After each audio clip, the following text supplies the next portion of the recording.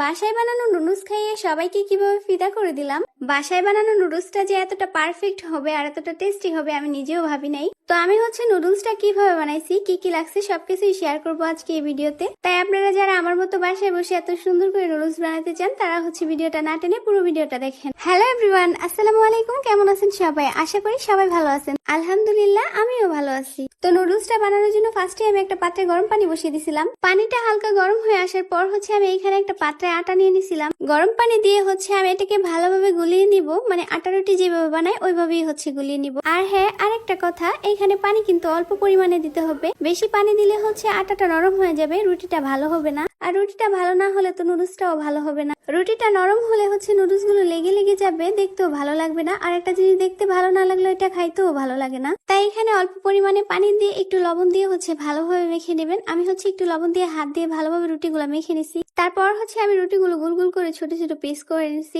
এখন আমি রুটিগুলো বানিয়ে নিব। আসলে একটা একটা রুটি বানাতে গেলে আমার ভিডিওটা অনেক বেশি লং হয়ে যাবে, যার কারণে অফ ক্যামেরায় আমি রুটিগুলো বানিয়ে নিছি। রুটিগুলো দেখতেও সুন্দর হয়েছে, তাই না? বিভিন্ন দেশের মানচিত্র হয়ে যায় না, গোল গোল হয়েছে। যাই হোক, কথা বলতে বলতে আমার সবগুলো রুটি বানানো শেষ হয়ে গেছে। এখন আমি এগুলো এইভাবে ভাজ করে নিব। আমি ভিডিওতে তো দেখিয়ে দিছি, এইভাবে আলতো ভাবে ভাজ করে নিবেন যেন রুটিগুলো লেগে না যায়। এইভাবে আলতো করে ভাজ করে নেওয়ার পর আমি রুটিগুলো কুচি কুচি করে কেটে নিছিলাম। অফ ক্যামেরায় আমি সবগুলো রুটি কেটে নিচ্ছি। আসলে আমি যতটুকু রান্না করব ততটুকুই নিচ্ছি, আপনারাও যতটুকু রান্না করবেন ততটুকুই নিতে পারেন। এগুলো কেটে নেওয়ার পর ভালোভাবে আটা দিয়ে মাখিয়ে নিবেন যেন ঝরঝরা হয়, লেগে না যায়। আমি এগুলো কুচি করে নেওয়ার পর আটা দিয়ে ভালোভাবে মেখে নিছিলাম, যার কারণে একদমই ঝরঝরা হয়েছে, লেগে যায় না।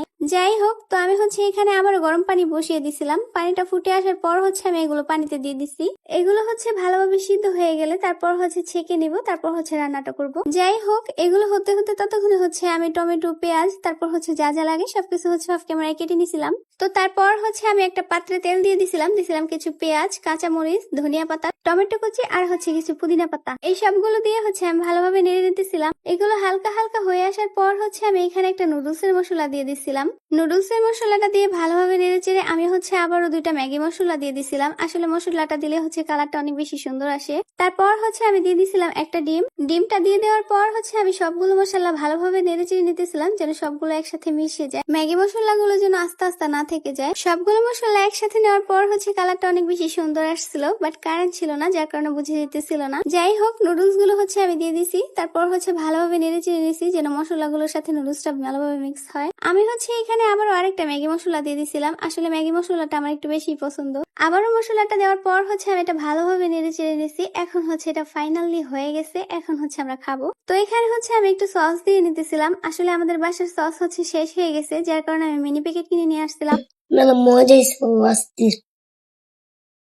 তো যাই হোক, নুডলসটা আমাদের কাছে আসলেই অনেক বেশি মজা লাগছে। ভিডিওটা আপনাদের কাছে কেমন লাগছে কমেন্ট বক্সে জানায়। নুডলস বানানোর রেসিপিটা কিন্তু খুবই সহজ ছিল। তো এই ছিল আজকের ভিডিও। সবাই ভালো থাকবেন, আমাদের জন্য দোয়া করবেন। আল্লাহ হাফেজ, টাটা।